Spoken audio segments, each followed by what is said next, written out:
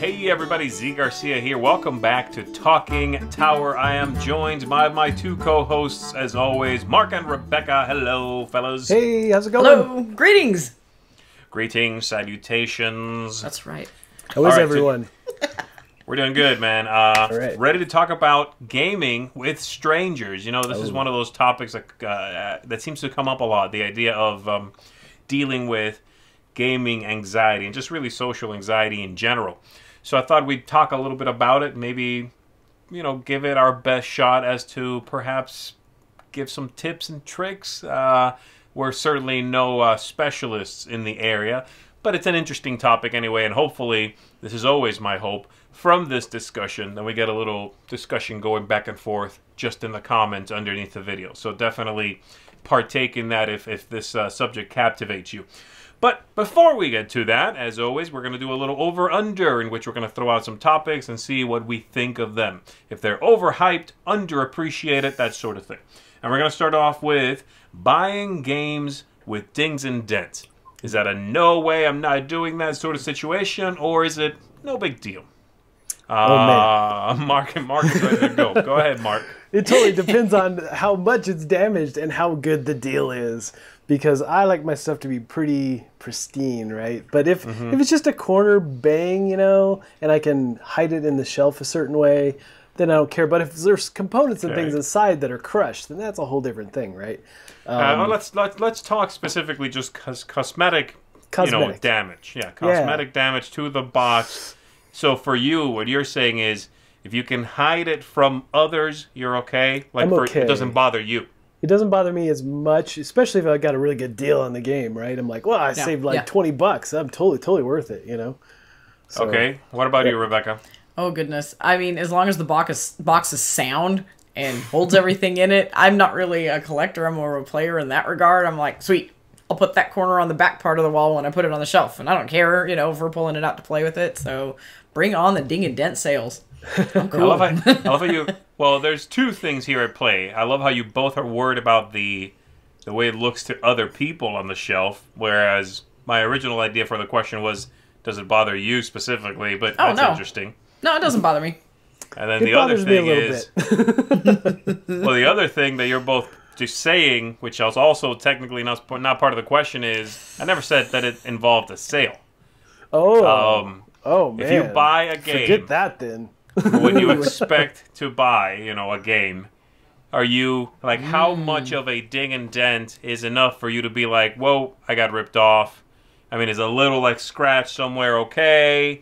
A little, like, you know what I mean? From what I understand, the threshold for this kind of thing online is really, really low. Like, you know, if a company sells a board game online and it's even the smallest, there's even the smallest imperfection on that box, they get sent back a lot.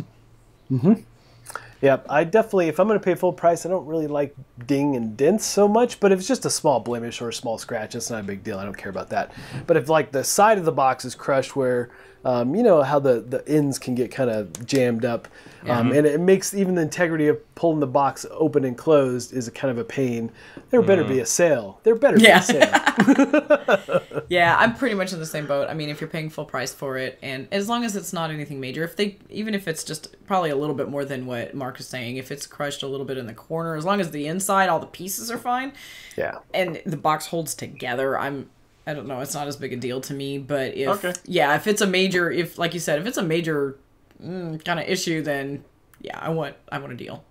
I used to be, back when I was first getting into board gaming, I would pick something up off the shelf and look that thing over 6 times before I bought it. Now, I don't really care as much anymore, you know. I mean, it still hurts when you look at a game and you go, ooh. Yeah. But I'm mostly over that. All right, next up.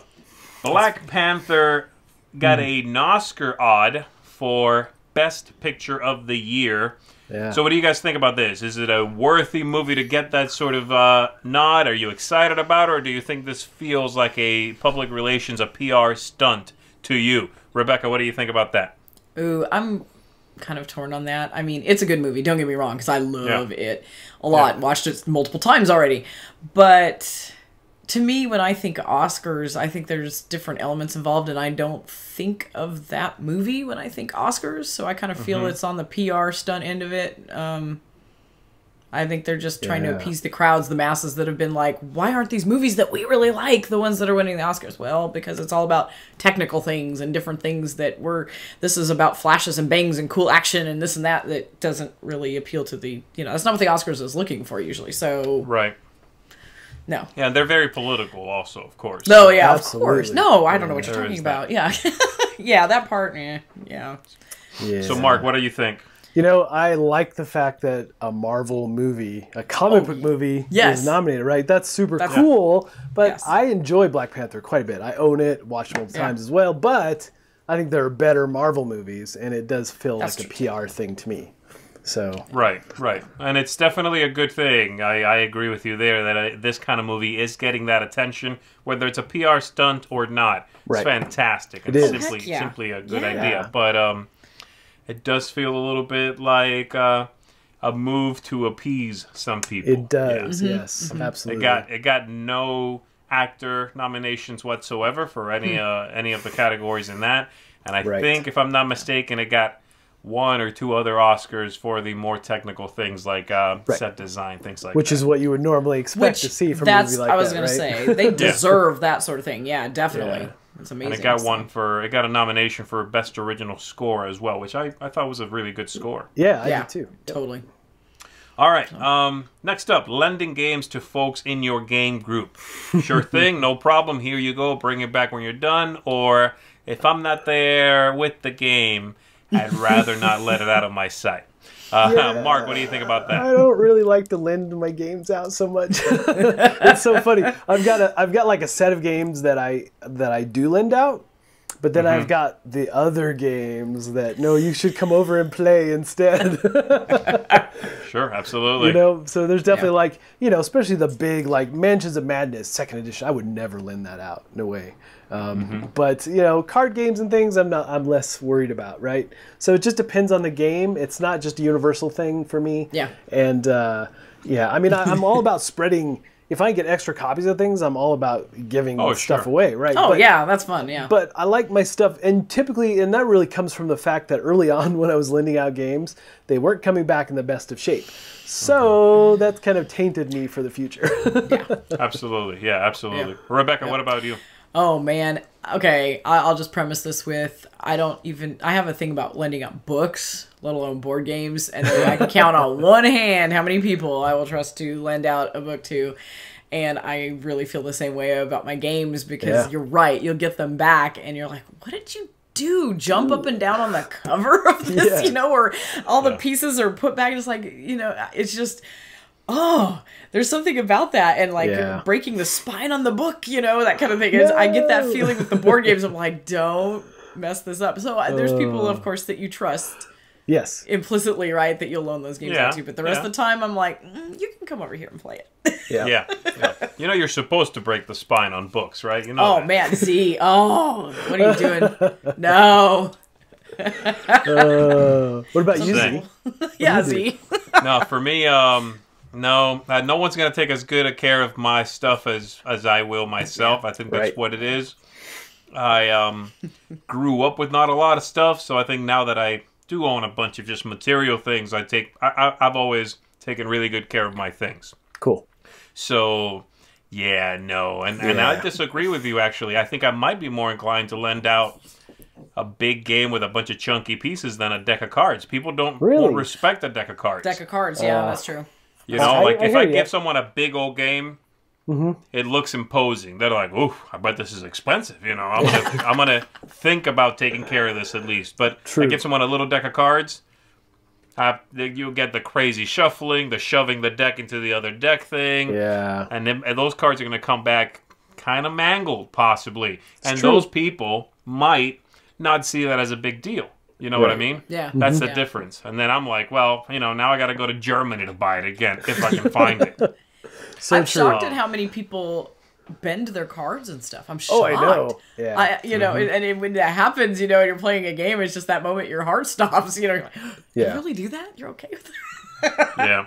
So, I'm the same way. I don't That's blame why you. the ones that I do lend out, like I said, are like a specialized group of them, right? Yeah, there are some games I might lend out, yeah, but there's some loved pieces there that aren't going anywhere for sure. Yeah, absolutely. All right. That's funny. Lastly, there's a new version of Carpe Diem that's been announced. It's coming out. I don't know when, but it was announced almost immediately after the original release came out. This is Stefan Feld's Carpe Diem, and it's coming out with some graphical changes and some usability sort of tweaks.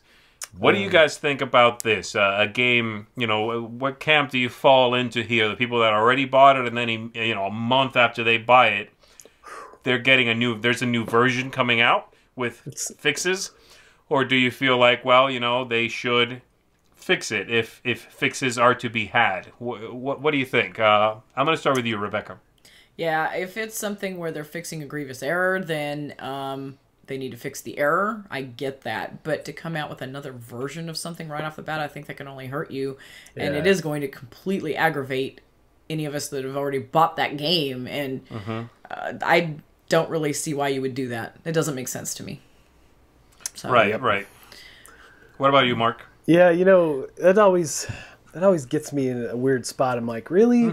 Yeah. So did you really mess up so badly, or are you just trying to go, oh, this one has a metal coins, or whatever, Well, from what I understand, what they're doing is they are fixing some of the graphical issues, some of the colors on the backs of tiles, things like that. Oh, okay. Are too close together. So it is a fix. There are some graphics in the corners of the player boards that are too difficult to tell apart. And then they are changing the central mechanism. I don't know if you've played, in which you're moving your character around. It used to be a star pattern in which you would move them. With the tiles, right? Yeah. Now you just move them in a circle. You can just move adjacent to your space. That's so weird. Okay. That is definitely different. I guess for me specifically, I kind of feel I have to put a little bit of this blame on the company.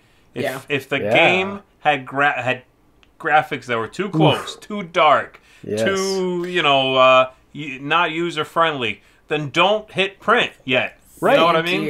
Absolutely. Yes. Not when you fix it. Not when you're gonna fix it in a month anyway. I mean, it's not like it goes out there and then suddenly, 10,000 people play it and they find like a card that feels off, right? Yeah, right. That's fine. Right. I get that. Those things get missed in playtesting. Yep. But graphics, like this shade of green and this shade of green are really, really close, and neither one needs to be green. No, that's on you. That's on you. You could have fixed that. One of them could, this set could have been red, and they wouldn't have mattered. Yep. Maybe red-green isn't a good idea, but you know what I mean. Right. Totally. But that's a bad move. It's such a bad move. I don't like it. Because now, I mean, next time that they publish a game, are you going to jump out and buy that? Because you're like, wait a minute, when they screw up, you're going to wait now to buy it because you've been burned once now. So that's you're definitely going to have that knee-jerk reaction to it. You're like, no, wait a minute. Bad move. Yeah. I'm okay at the end of the day because I haven't bought it yet and I do want it. So I guess I'll be waiting. Waiting. Well, I'm here with my torch and pitchfork because we already have it. You do? Okay. Yeah. So, Yeah. And we were complaining about the colors. That's interesting. Yeah. Yeah, I played it quite a few times. I really like the game, but it's true. Those colors are rough. Yeah, they are. It's an ugly game. Yep. Alrighty. So let's go ahead and jump into this topic for the day. How to basically, play and approach people you don't know, play games with them. How do you get yourself out to a game night? How do you get yourself out to maybe a gaming convention? That sort of idea. And I'm going to start right off the bat with this. If you're not comfortable gaming with people that you don't know, then you don't have to do that. You know, I feel like there is this thing out there, which is this sort of like, game shaming or something, in which if you are not comfortable with playing with other people and you're not furthering the hobby, you're not, being an ambassador for gaming, then shame on you. You can just play with your family and friends forever and be perfectly content with that. Yeah. You don't have to go out there and play with strangers if it's uncomfortable or you just don't want to. So I think that's important to say that off the bat, because there's a lot of that sort of, you go to conventions because the hobby, and you do this and invite people over because the hobby. Yes, if you want to, that's fine. Yeah, right. But that's not your job. You don't. Yeah. You don't have to spread the hobby. Let that sort of let the people who have an investment in that take care of that. You can just play the games. Yeah. So there is that, and we're also sort of talking here to two different groups of people: the ones that are dealing with that anxiety about meeting new folks, and the ones who want to be understanding and a good receptor to that sort of anxiety. Those folks that don't deal with this, but might be across the table from someone who indeed does. So, hopefully we can give a little bit of advice to both sides here. So, we're just going to go around and talk about some of these things that maybe could help folks who want to give this a shot, The first thing that I want to talk about is taking some backup with you. This is one thing I find is a fairly common thing when it comes to feelings, this social anxiety, when it comes to whatever, but also gaming. And then what I mean by take some backup with you is, if you're not sure if you're going to be comfortable there, you're going to want, a way to be a bit more comfortable, to surround yourself with less or fewer things that are foreign, then take a friend with you who knows you deal with this, who can field the situation a little bit. Take a game that you know how to teach very, very well, and maybe that's a way for you to set that down and go into a routine that allows that tension to be pushed away momentarily, because you can just sort of teach something, when you're scared of something, when you're not sure about how to approach a situation, a rehearsal for anybody helps. And so if you have a game you already know how to teach, I think it's a good way to plop that down, teach that, get it sort of, get that conversation going, get it out of your system without any hiccups because you're very familiar with it. And I think that's going to help. And then lastly, have an out. Have plans for that night. Plans that you're okay to break. So plans that are not going to add to the anxiety if you don't make it. But plans that if you do decide to bail out on this, you don't feel bad about doing so because you've got plans. And I think that's important. It's that kind of, it's all about making, again, choices and preparation in order to alleviate the possibility of feeling guilty and feeling out of place, feeling like you've let not just people down, but let yourself down by going to this thing, not feeling it, and then bailing. Well, if you had plans, that's going to be a little bit easier, Yes, that's awesome, because I even do that just in case. Sometimes I'll have backup plans because you never know, you might get in that odd situation where even though you love playing, there's some just the game is not going well, or the people you're not jiving with, and like, oh yeah, I've got to meet somebody. It's one of those things. That's one of my favorite things to do, actually, is have a backup plan. Absolutely, yeah. And even if you're not comfortable making like a full-blown plan, like I always pack a book.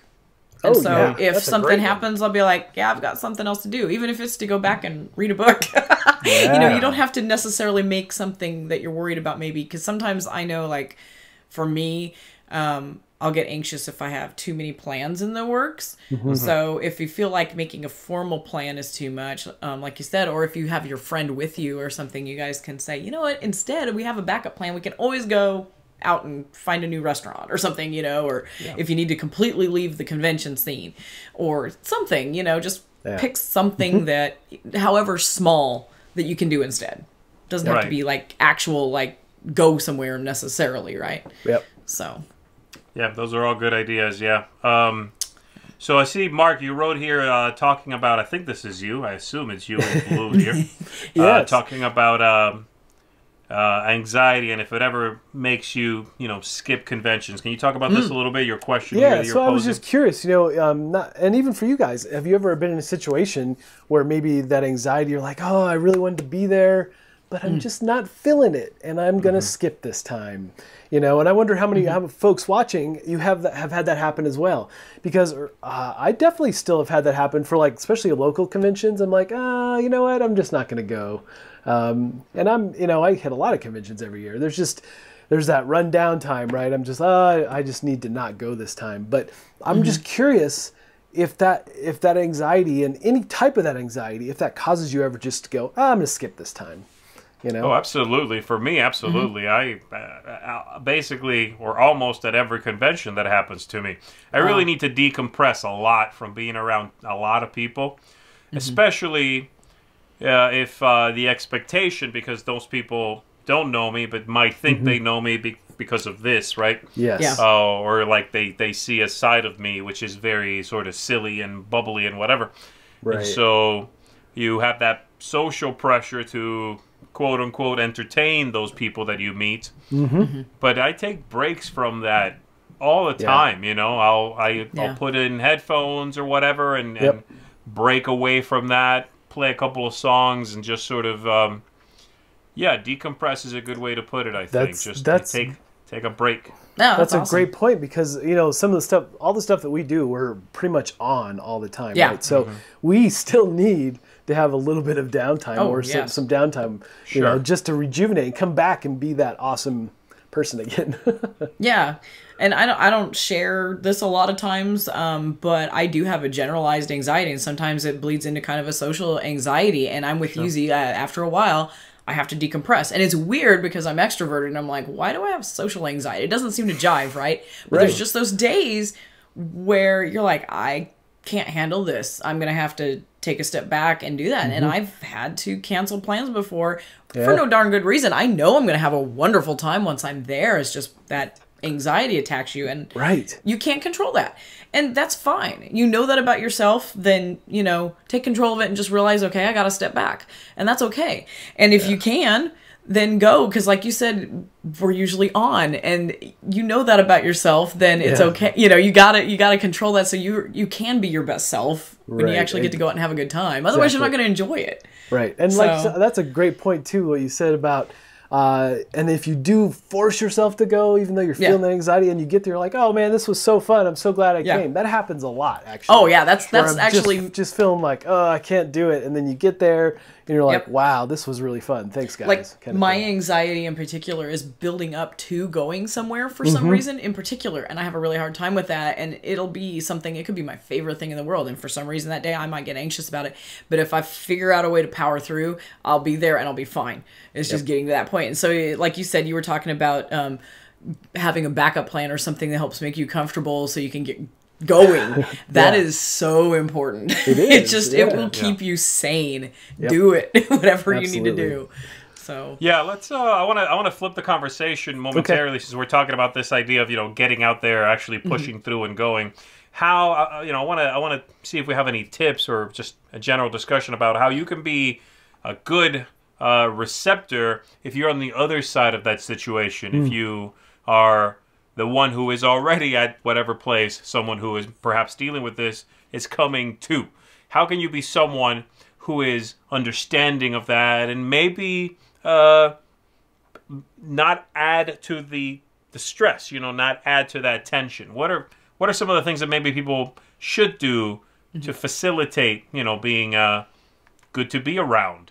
Yeah, so one of the things I've done in the past is find like a 2-player game for one of those folks and engage them that way. And then later in the night, maybe we engage with a little more people, and kind of make it a slow, progressive thing.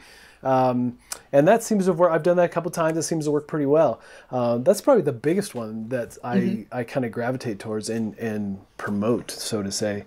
But yeah, and I've had that happen, especially in our local, the Haunted Game Cafe, folks that we meet up with there. And when we have new people come in, I try to do that there for sure. So that's cool. That's interesting. Cool. Different angle from that, we had like a little family showdown meetup thing, and it was a blast. But you get introverted and extroverted people, and we were playing a very extrovert game. We were playing Time's Up, and we started to notice there were some people really uncomfortable getting up. So we're like, you know what? You don't need to get up. We need people to just guess. So if you want to tap out, let some of us crazy people do the acting and motions and stuff, and you guys guess. And who cares? Right. But it's not like you have to take a turn. We're not going to go by the rule book. I've never understood that. You don't need to be like that. We're all going to have a good time, and they're comfortable, and they can still guess and have fun and not feel pressured to stand out in the crowd. I mean, that wasn't the reason they came to hang out. Right. So just sometimes tweaking the game a little bit. And let them try something new. Because, I mean, sometimes, too, especially something like a party game, that may be a huge step for somebody with anxiety to even try that game. And so anything you can do to kind of relieve the anxiety and stress on that person to make them not feel like they're on the spot is key. Oh, man. I even have that with party games. It's like, I feel like party games are like when you're in school and you take a test and then you draw a blank. That's what party games are for me. Oh, man. Oh, ow. Yeah, exactly. Yeah, it's that fear of looking foolish in front of other people, Yeah. So you can reduce the number of people, which is what that's what you're talking about. Yeah. You can reduce the ability for the game to put you in that situation, which is, don't play party games. Right. Or maybe modify a big group game, that sort of thing. Yeah, for me, the tip I wrote down here was, again, as the person that is on the other side of this equation, this is what I wrote. I wrote, you can be welcoming without being overwhelming. I think that's important. You can be warm, you can be welcoming. You also need to understand that what you consider very friendly might be overwhelming. And you just have to read that situation, If you need to just back off, maybe start, stop firing off so many little questions about, so where are you from? Where'd you grow up? Oh, what's your favorite game? What do you like? Oh, how long have you lived here? That's like, that's a lot. If you're just being friendly, you might be coming across as overwhelming, so you need to check on that, And then the other thing I wrote is that you can be helpful without babying people. Oh my gosh, yes. And that's another good one. Yes. It's this idea of someone who is an introvert or someone who is dealing with some social anxiety, someone who is not comfortable around big groups or party games or whatever. You can help them be more comfortable without babying the situation and them to fit into this thing. You don't need to hold their hand, is what I'm saying. So that's another thing to watch out for, that you're not, in your attempt to be friendly, to, break down barriers, you're making them feel like they're being treated like a child or throwing too much at them. So those are some of the tips I had there. Those are great. Cool. Yep. I was thinking of one other one, too, that it depends on your opportunities, of course. But if you have multiple choices and opportunities to go to different conventions and things, I would try out, if you have a small local one or meetups or something with a smaller population first, see how you like it. And go up from there. If you're just diving right in, that might be a little overwhelming to go to one of those bigger conventions. And I know this sounds like a shameless plug, but I don't get anything out of it. But Dice Tower Con, seriously, by far is my favorite convention for just feeling welcome and comfortable. I was amazed at how many people came by themselves to that convention and were trying games with other people. And, it was amazing. And it's nice and it's heartwarming to see that they felt comfortable enough to come there. Yeah. So if you have to go by yourself, research the convention, talk to people, see what ones sound like it's your fit, The other thing too is to look at, if you're feeling brave, like you said, you were talking about bringing your favorite game or something like that. And then you don't even have to walk around, just put the little player wanted thing or something on the table. And that's nice because it's so non-confrontational, and people, if they're interested, will walk up and ask, or, Sure. Yep. And that way they come to you and you don't have to walk around looking for people. And that, I think, is huge too, because I'm not even a fan of doing that. I don't like walking around going, hey guys, you want to play? Sure. No, that's not, I would sit and play by myself before I would do that. So I really like some of the new things that the conventions do anymore, where they're like really trying to help you. Hey, you need a teacher? Just put the sign up. I love that. Right. Yeah, that's really good. Yeah, a couple of the things that I would do, even before I was doing this media stuff with board game conventions I would go to, I would just go hit like the publisher booths and just get demos of games. And there were a couple times I would meet somebody getting the demo as well, and then maybe we'd go play something else later. Cool. And make connections that way, right? Yeah. And if there was some sort of social event around the convention, I would do that first before gaming and try to meet some people there and just kind of get a feel for it, right? So that was another way I could try to make some connections. But I was, the crazy thing is that I was very much, if you told me 6 years ago you would be doing this media thing and going to conventions, playing with tons of different people, I'd be like, no. No. So it's just very interesting how it evolves. The more you do it, the better it's going to feel, the more fun it's going to become. And I do understand the struggle up front. So yeah. I was thinking that's a good idea. I like the demo idea because again, it puts you in a situation in which you are not forced to drive what's happening. Right. You know what I mean? You are there with other people, but what's happening is on a rails, on a track. Right. You're participating, but it isn't expected of you to sort of drive a conversation, come up with something interesting to do or say. Yep. I like that. I like that it allows you to ease into that sort of thing. That's a really good idea. I like that one. I was thinking too, that's fun because I know like at BGG Con they have like a coffee exchange and stuff that's like totally not related to board gaming, right? Really, but you're gonna meet people that have the same kind of hobbies in common, and that's a great way to just go and say, hey, you want to play a game? We just traded coffee, or I think that's a cool idea. And there are so many different activities and events. What is it like? Escape rooms are becoming a cool thing now too. Where like they're going and doing those, and that's cool. And that might be a bit tough. I've even been in situations where you're in line for food and you start talking about movies with somebody, and suddenly there's this rapport. And they're like, "Hey, you want to play a game later?" And I'm like, "Oh yeah, that sounds fun." That's cool. Even little run-ins like that can really enhance or bring you out of that anxiety. I don't know. I think all three of those last things you guys said would be anxiety highway. Talking to people waiting in a line. No way. Going up to a group of strangers and talking about coffee or exchanging coffee? No way. And then the other one, what was the other one you said? The escape rooms? The escape rooms? Escape room is crazy. That's like everything that you could possibly worry about. Because it's like, hi, I don't know you, and now you're about to judge me on how stupid I am.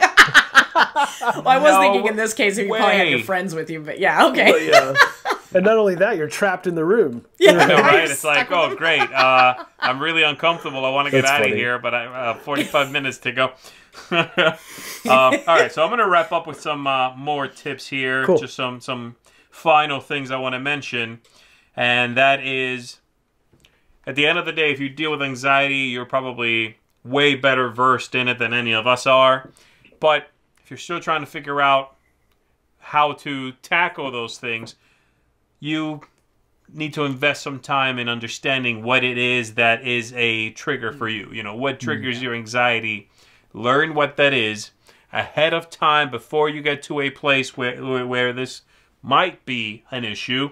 That could be, teaching games. It could be games in which you have to lie. Party games, we talked about that. Yeah. Lack of planning, that sort of thing. Identify those things so that you can attempt to plug that hole before you get there, with some of the things we mentioned earlier, of course. So, if you don't like teaching games, make sure you are the one stuck in that position, Right. Or maybe take a game how to teach. So if that's what you're worried about, making a mistake, teaching a mistake, that can be scary. Make sure you can take something that you're not going to do that in. Party games, just avoid them if you know that's going to be a problem. Like Mark said, get into a situation in which you are not expected to drive that interaction.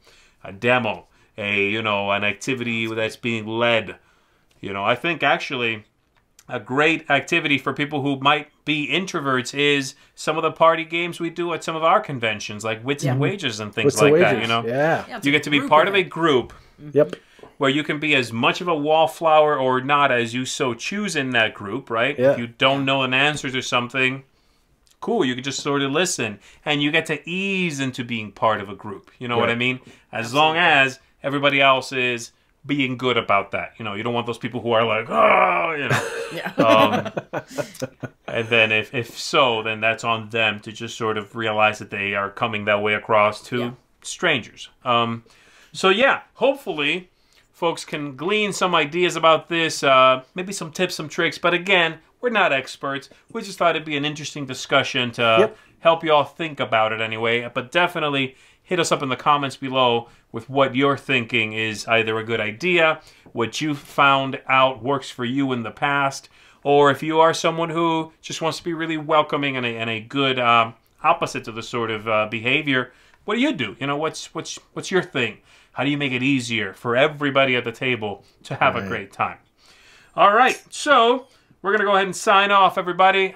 We hope you've had a great time. We're gonna see you again on the next episode, and that one is called How to Legacy. And we're gonna be talking about legacy games, what makes good ones, what makes bad ones, how to play them, just some of the things that we like, don't like in them, you know.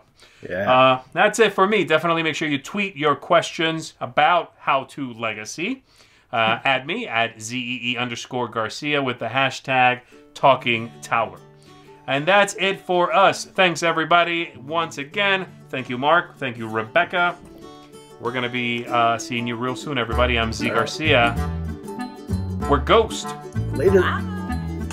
So much for watching the Dice Tower videos. Find more great videos and reviews, as well as our top-rated audio podcast at Dicetower.com. You can also find other great shows at Dicetowernetwork.com. I'm Eric Summerer, and you've been watching The Dice Tower. The Dice Tower is sponsored by Cool Stuff Inc., where you can find great games for great prices. Cool stuff in stock. Check them out at CoolStuffInc.com.